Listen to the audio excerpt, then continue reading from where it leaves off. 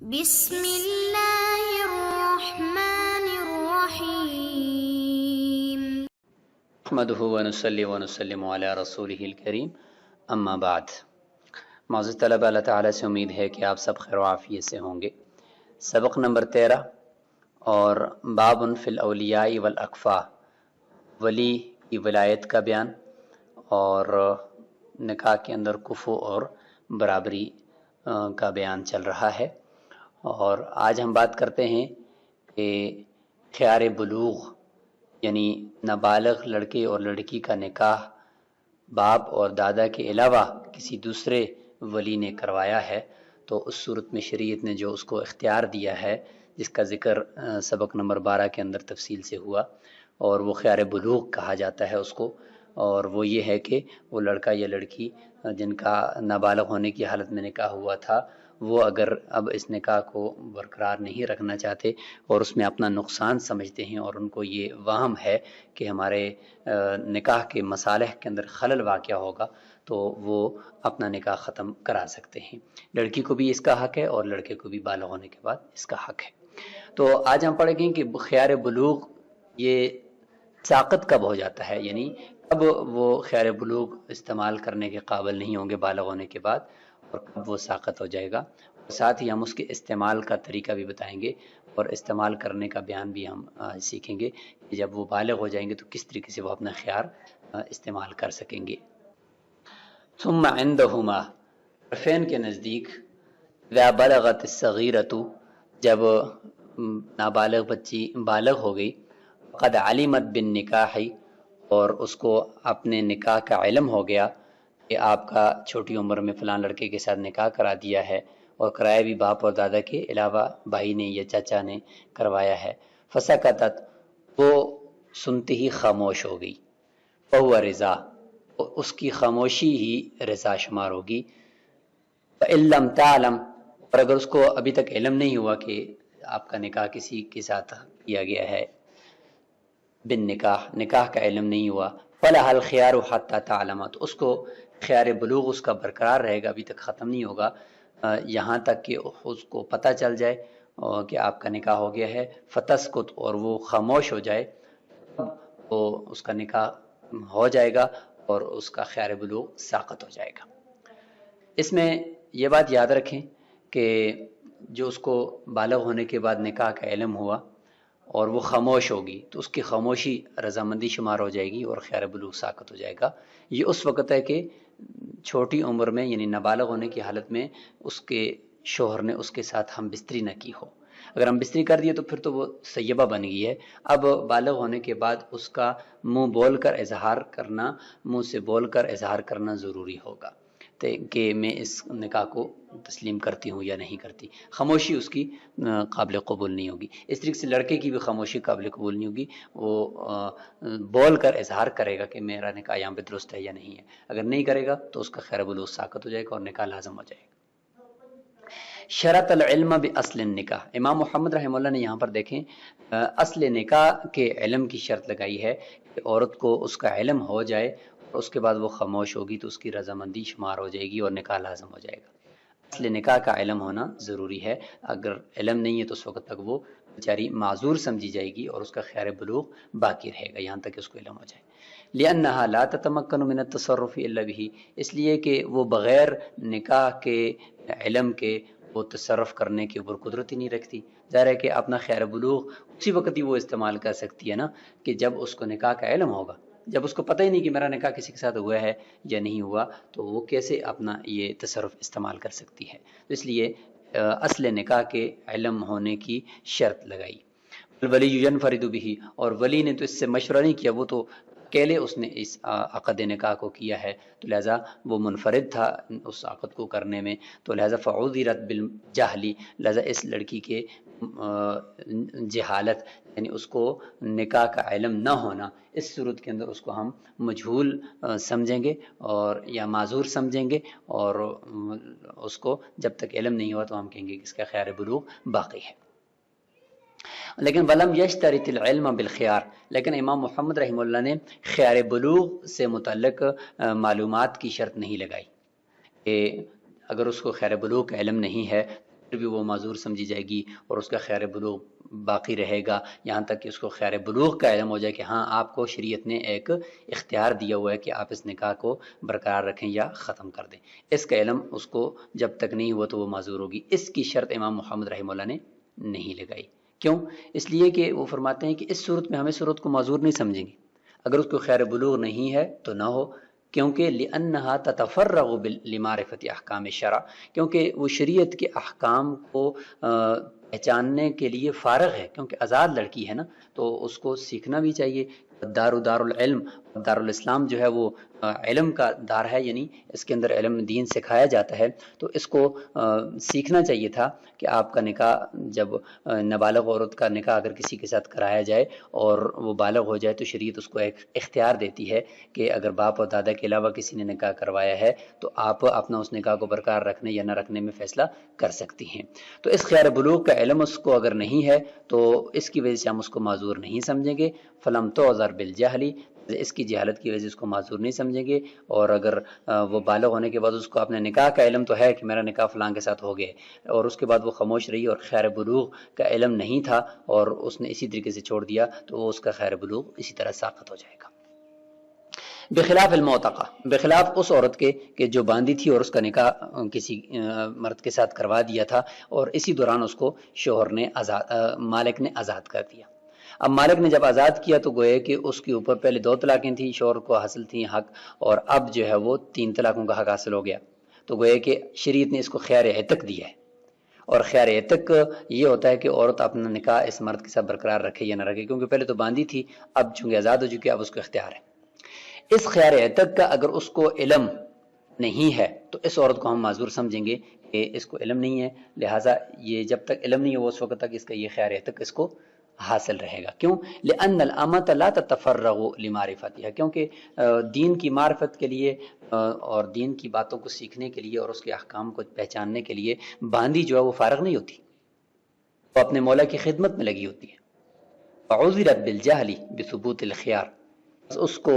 معذور سمجھا جائے گا اس جہالت کی وجہ سے، خیار عتق کے ثبوت کے سے جہالت کی وجہ سے کہ اس کو بھی کوئی خیار شریعت نے اختیار دیا ہے. اس کے ثابت ہونے سے اس کو اگر جہالت ہے تو اس کو معذور سمجھیں گے جب تک اس کو پتہ نہیں چلا اس کا خیار عتق باقی رہے گا. ثم خیار البکر یبطل بالسکوت، پھر خیار جو باکرہ عورت کا خیار بلوغ ہے یہ خاموشی کے ساتھ باطل ہوگا. جیسے ہم نے ذکر کیا کہ اس کو علم ہوا نکاح کا اور وہ خاموش ہوگی تو اس کا خیار بلوغ فوری طور پر خاموش ہوتی ہی، یعنی اس نے فوری رد کرنا تھا نا، نہیں کیا، تو اس کو پتہ چلتی ہی اسی مجلس کے اندر ہی وہ خاموش ہو گئی ہے تو خیار بلوغ اس کا باطل ہو جائے گا اور اس کے بعد وہ اس کو اختیار کچھ بھی نہیں ہوگا دوبارہ فیصلہ کرنے کا. ولا يبطل خيار الغلام ما لم يقل رضيت، ماتے ہیں کہ غلام یعنی لڑکا ہے نابالغ تھا، اس کا نکاح کسی باپ دادا کے علاوہ کسی رشتہ دار نے کروایا تھا، بالغ ہونے کے بعد اس کو علم ہوا کہ آپ کا نکاح فلان لڑکی کے ساتھ کروایا ہے تو شریعت نے اس کو بھی اختیار دیا ہے خیر بلوغ. تو فرماتے ہیں کہ اس کا خیر بلوغ باطل نہیں ہوگا جب تک کہ وہ منہ سے رضیتو کا لفظ نہ کہے کہ میں راضی ہوں، اس کے بعد اس کا خیر بلوغ باطل ہو جائے گا. اب دوبارہ کوئی فیصلہ نہیں کر سکتا کیونکہ وہ تو لڑکا ہے نا، اس کے لیے تو خاموشی رضا کی علامت نہیں ہے. او یجئ یقل پر، یعنی ای لم یقل رضیتو او ما لم یجئ منہ شیء منہ ما یعلم انہ رضا، کہ جب تک وہ منہ سے رضیتو نہ کہے یا اس سے ایسا کوئی فعل نہ معلوم ہو یا ایسا کوئی فعل اس سے سرزد نہ ہو جس سے اس کی رضامندی معلوم ہوتی ہو. یعنی فعلاً اس نے دعوت شروع کر دی، ولیمے کی، اپنے دوستوں کی پارٹی شروع کر دی، یا جا کر اس نے گفٹ دے دیا اپنی اس بیوی کو، یا اس کے ساتھ ہم بستری کر دی، یا بوس و کنار کر دیا، تو یہ ساری فعلاً دلائل ہوتے ہیں جس سے پتہ چلتا ہے کہ یہ راضی ہو چکا ہے اس نکاح پر. تو لہٰذا اس طرح کے جب تک اس سے کوئی فعلاً یا قولاً کوئی رضامندی کی علامت نہیں پائے گی تو اس وقت تک اس کا خیر بلوغ باطل نہیں ہوگا. جب تک وہ یہ منہ سے کہے گا تو تب اس کا وہ خیر بلوغ باطل ہو جائے گا. اب اس کے بعد اس کا نکاح لازم ہو جائے گا. اگر وہ منہ سے کہتا ہے کہ میں راضی نہیں ہوں تو بس وہ اپنا اختیار گویا کہ اس نے فوری طور پر استعمال کر دیا، نکاح ختم ہو جائے گا. تو خلاصہ یہ کہ اگر لڑکی ہے وہ بالغہ ہونے کے ساتھ باکرہ ہے تو پھر خاموشی اس کی رضامندی شمار ہوگی اور اس کے بعد خیار اس کا ختم ہو جائے گا. اور اگر لڑکا ہے تو اس کا منہ سے بولنا یا فعلاً کوئی ایسا کام کرنا جو اس کی رضامندی پر دلالت کرے یہ اس کے خیار کا استعمال ہے. اور اگر جب تک اس نے اس طرح نہیں کیا تو اس کا خیار باقی رہے گا. اور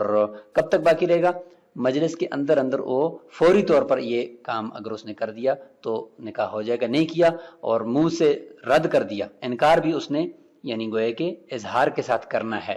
تو پھر نکاح رد بھی ہو جائے گا. وَكَذَلِكَ الْجَارِيَةُ إِذَا دَخَلَ بِهَا الزَّوْجُ قَبْلَ الْبُلُوغِ. اسی طریقے سے وہ لڑکی جس کے ساتھ شوہر نے بالغ ہونے سے پہلے دخول کر دیا تھا وہ بھی گویا کہ سیبہ ہو گئی ہے. اب اس کے بالغ ہونے کے بعد بھی اس نے سکوت اس کا رضامندی شمار نہیں ہوگا، اس کا خیار جو ہے وہ باقی رہے گا یہاں تک کہ وہ بھی منہ سے کوئی لفظ رضامندی کا یا عدم رضا کا بولے. اعتباراً لہذه الحالتی، یہ جو بالغ ہونے کے بعد کی جو حالت ہے اس کو قیاس کریں گے بحالت ابتداء النکاح، نکاح کی ابتدا کی حالت کہ نکاح کی ابتدا کے اندر اگر کوئی لڑکی باکرہ ہوتی ہے تو اس کا سکوت رضامندی شمار ہوتی ہے، اور اگر لڑکا ہوتا ہے تو اس کی اظہار کرنا باقاعدہ منہ سے یا فعلاً اظہار کرنا یہ ضروری ہوتا ہے. یا لڑکی سیبہ ہو تو ابتداء نکاح کے اندر وہ اس کا بھی اظہار کرنا ضروری ہوتا ہے. تو جس طریقے سے ابتداء نکاح کے اندر حالت ہوتی ہے اسی حالت کے اوپر ہم اس حالت کو بھی قیاس کریں گے گویا کہ ابھی ہی ان کا نکاح ہو رہا ہے بالغ ہونے کے بعد. لہٰذا اس وقت جو ان کی سچویشن ہے باکرہ ہے یا سیبہ ہے یا لڑکا ہے یا لڑکی ہے اسی اعتبار سے ان کا خیار بھی ہم دیکھیں گے، رضامندی کی کا اظہار بھی دیکھیں گے.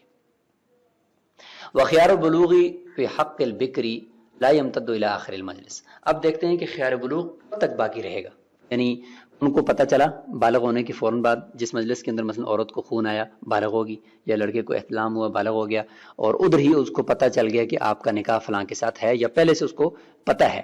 تو بالغ ہوتے ہی فوری طور پر کیا وہ اپنا اختیار استعمال کرے یا کچھ اس کو وقت دیا جائے گا؟ تو فرماتے ہیں کہ جو لڑکی ہے باکرہ لڑکی اس کے حق میں جو خیار بلوغ ہے وہ مجلس کے آخر تک ممتد نہیں ہوگا، بلکہ پتہ چلتے ہی اس مجلس کے اندر جہاں پہ اس کو پتہ چلا ہے اسی کے اندر ہی وہ فوری طور پر اگر خاموش ہو گئی ہے اور اس نے کوئی رد نہیں کیا تو بس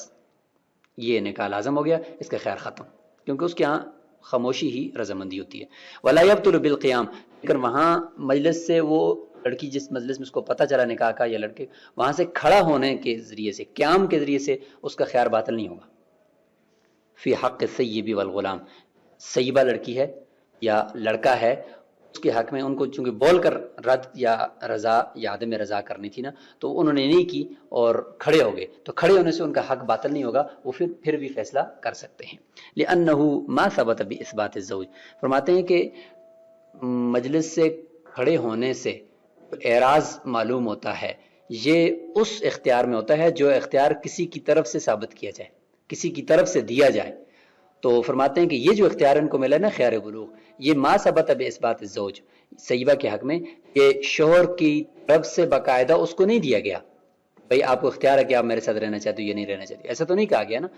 ایسے اختیار کے اندر کھڑا ہونا اعراض کی علامت ہوتا ہے. یہ جو خیار بلوغ ان کو ملا یہ اس طریقے کا نہیں ہے، یہ تو خود ہی شریعت نے ان کو دیا ہوا ہے. بل لتوہم الخلل، بلکہ نکاح کو باقی رکھنے کی صورت میں ایک خلل کا واہم ہے کہ مصالح کے اندر خلل آئے گا، نکاح کے فوائد شاید اس جگہ پہ حاصل نہ ہوں، اس وجہ سے شریعت نے ان کو اختیار دیا ہے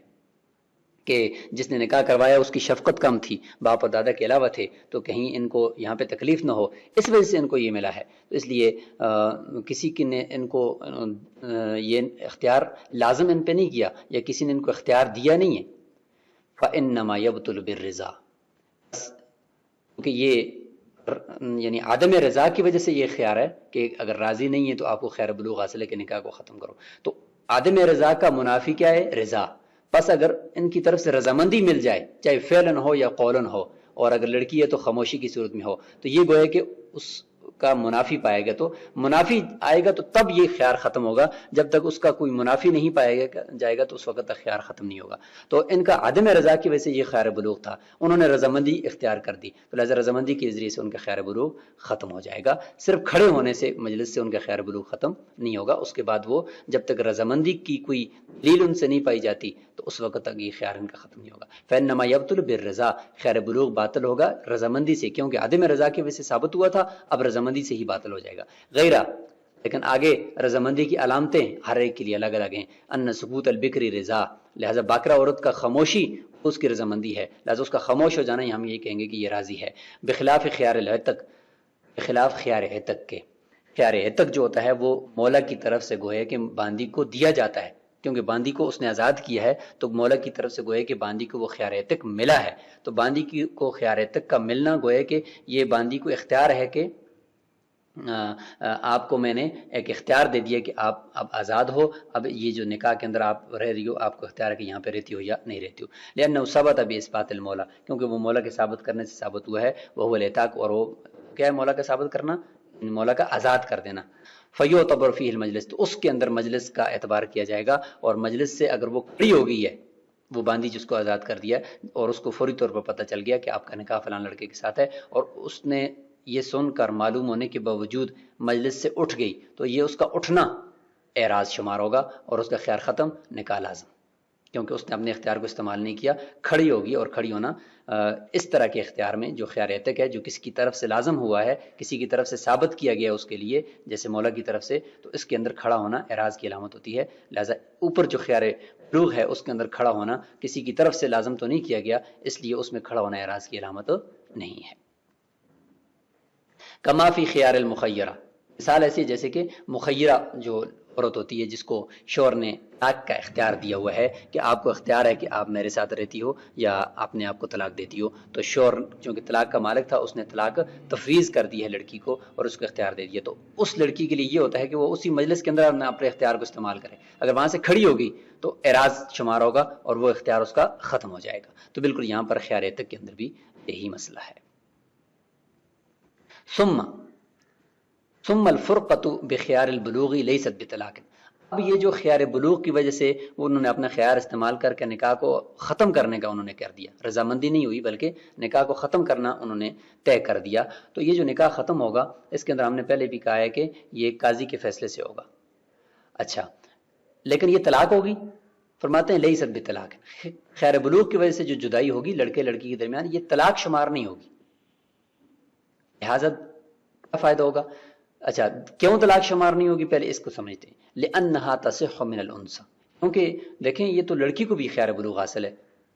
ٹھیک ہے، ولا طلاق علیہا، حالانکہ لڑکی کو شریعت نے طلاق کا اختیار نہیں دیا، تو لہٰذا اگر یہ طلاق ہے پھر لڑکی کی طرف سے طلاق تو ہو نہیں سکتی، حالانکہ یہ اختیار تو لڑکی کو بھی ہے. وکذا بخیار العتق لما بین، اسی طریقے سے خیار عتق کی وجہ سے بھی طلاق نہیں ہوگی. اگر جدائی ہوگی ہے اور عورت وہاں پہ نہیں رہنا چاہتی لڑکے کے پاس، تو یہ جدائی فرقت، یہ نکاح کا فسخ شمار ہوگا، طلاق شمار نہیں ہوگی. لما بیانہ، جیسے کہ ہم نے ذکر کیا کہ کیونکہ خیر عتق تو لڑکی کو حاصل ہوتا ہے، باندی کو بھی حاصل ہوتا ہے، لہٰذا باندی کی طرف سے طلاق تو نہیں ہوتی. اگر یہ طلاق ہے تو پھر باندی کی طرف سے کیسے طلاق ہو سکتی ہے؟ اس لیے خیار عتق کے اندر بھی طلاق نہیں ہے، بس نکاح کا فسخ شمار ہوگا. بخلاف المخیرہ، بخلاف وہ اس لڑکی کے جس کو اختیار دیا ہے شوہر نے کہ آپ اپنے آپ کو طلاق دیں، تو اس میں تو لأن الزوج هو الذي ملکها، کہ شوہر خود طلاق کا مالک تھا اور اس نے طلاق کا مالک لڑکی کو بنایا ہے، تو وہ مالک للطلاق، وہ خود بھی طلاق کا مالک تھا اور اس نے آگے طلاق کا مالک اس کو بنا دیا، تو لہذا اس میں عورت طلاق کی مالکہ بن جائے گی اور وہاں پہ جو فرقت ہوگی وہ طلاق ہوگی. اس کا فائدہ یہ ہوگا کہ اگر یہی لڑکا لڑکی جن کے درمیان خیار بلوغ یا خیار عتق کی وجہ سے جدائی ہوئی ہے، بعد میں اگر دوبارہ نکاح کرتے ہیں تو شوہر کو اسی طرح 3 طلاقوں کا اختیار ہوگا، لہٰذا یہ جو فرقت ہوئی ہے یہ طلاق نہیں ہے. اور یہاں پر مخیرہ کے اندر اگر دوبارہ نکاح کرتے ہیں تو اگر ایک طلاق عورت نے پہلے اپنے آپ کو دی تو بعد میں شوہر کو 2 طلاقوں کا اختیار ہوگا. اما احدهما قبل البلوغ، اگر ایسا ہے کہ خیار بلوغ ان کو اب حاصل تو تھا لیکن بالغ ہونے کے بعد، یہ بالغ ہونے سے پہلے لڑکے لڑکی میں سے کوئی ایک جن کا نکاح آپس میں کیا ہوا تھا وہ فوت ہو گئے، لڑکا فوت ہو گیا یا لڑکی فوت ہوگی، فرماتے ورثہ الاخر، تو دوسرا اس کا وارث بن جائے گا. کذا اذا مات بعد البلوغ قبل التفریق، اسی طریقے سے بالغ ہونے کے بعد اور ابھی تک ان کے درمیان جدائی نہیں ہوئی خیار بلوغ کی وجہ سے، تو اس سے پہلے کوئی مر گیا، یہاں پر بھی یہی کہ ایک دوسرے کے وارث ہوں گے. کیوں؟ لأن اصل العقد صحیح ہو، کیونکہ اصل عقد ان کے درمیان جو نکاح کا ہوا وہ تو درست ہے. والملک ثابت به، اور اس عقد کی وجہ سے دونوں شوہر کی اس لڑکی کے اوپر ملکیت ثابت ہے اس کی موت پر. وقد انتهى بالموت، اور موت کی وجہ سے وہ ملکیت قطع نہیں ہوئی، چھوٹی نہیں ہے جس طرح طلاق کے اندر ملکیت ختم ہو جاتی ہے اور محل ہوتا ہے لیکن ملکیت ختم ہو جاتی ہے اور وہ قطع ہو جاتی ہے، جبکہ موت کی وجہ سے قطع نہیں ہوتی، موت کی وجہ سے اپنے انتہا کو پہنچی ہے، کی وجہ سے وہ لڑکا لڑکی میں سے اگر شوہر مر جائے یا بیوی مر جائے تو قیامت میں پھر وہ اسی طریقے سے ایک ساتھ ہی ہوں گے، بلکہ میاں بیوی ہوں گے اپنے. لہٰذا پتہ چلا کہ ملکیت ان کی قطع نہیں ہوئی، ٹھیک ہے، جب نہیں ہوئی تو پھر بھی واپس میں ایک دوسرے کے وارث ہوں گے بالغ ہونے کے بعد اور تفریق سے پہلے. خلاف مباشرت الفضولی، خلاف اس صورت کے کہ جس میں لڑکے لڑکی کا نکاح کسی تیسرے شخص نے ان کی اجازت کے بغیر کر دیا، تو اس میں چونکہ ان میاں بیوی کی اجازت پر موقوف ہوتا ہے، تو اس صورت میں ادامات احد الزوجین قبل الاجازہ، یعنی اس لڑکے لڑکی نے میں سے کسی ایک نے دوسرے کو ابھی تک اس نکاح کی اجازت انہوں نے نہیں دی، اس سے پہلے اگر کیا ہو گیا جی، اگر کوئی ایک مر گیا تو دوسرا اس کا وارث نہیں ہوگا. کیوں؟ لأن النکاح ثم موقوف، کیونکہ وہاں پر نکاح ان دونوں کی اجازت پر موقوف تھا، کیونکہ کسی تیسری آدمی نے ان کی اجازت کے بغیر کروایا تھا. فیبطل بالموت، لہذا موت کی وجہ سے وہ نکاح سر سے باطل ہو جائے گا. وہا ہونا نافذ، اور یہاں پر جو خیر بلوغ میں یعنی استعمال کرنے سے پہلے اور تفریق سے پہلے اگر ایک دوسرے کی دونوں میں سے کسی ایک کی فوتگی ہوگی تو اس صورت میں نکاح نافذ ہو جائے گا، باطل نہیں ہوگا بلکہ نافذ ہو جائے گا، کیونکہ اصل عقد وہاں پہ درست تھا. یتقرر به، موت کی وجہ سے وہ مزید پکا ہو جائے گا، پختہ ہو جائے گا. تو یہ سبق یہاں پر اس طریقے سے ہم روک لیتے ہیں، اور انشاءاللہ اس سے متعلق کہ آگے کن لوگوں کو ولایت حاصل نہیں ہوگی اس کا ذکر انشاءاللہ اگلے سبق کے اندر آئے گا. السلام علیکم ورحمۃ اللہ.